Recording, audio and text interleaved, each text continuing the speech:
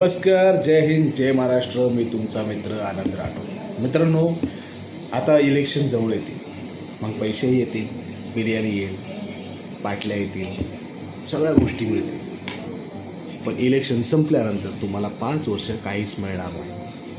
म्हणून मित्रांनो, मला एकच विनंती करतो, मतदान त्याला करा जो तुमच्या उपयोगाला येईल, तुमच्या मदतीला येईल, तुमच्या संकटकाळी तुमच्यासोबत उभा राहील.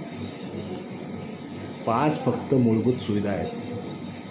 ते मिळाल्या की आपलं आयुष्य सुखरूप जाईल असं वाटत असेल तर ते चुकीचं आहे. कारण भविष्यामध्ये भरपूर गोष्टी आपल्याला परिवर्तन करायचे, पण ते करण्यासाठी आपल्याला आपल्या हक्काचा माणूस हवा, आपला माणूस हवा. म्हणून वोटिंग करताना मराठी माणसाला पहिले प्राधान्य द्या. आणि दुसरी गोष्ट, जो तुमच्या परिसरामध्ये, तुमच्या विभागामध्ये काम करतो, तुमच्या एका फोन धावून येतो, त्यालाच निवडून आणा. एवढंच बोलतो.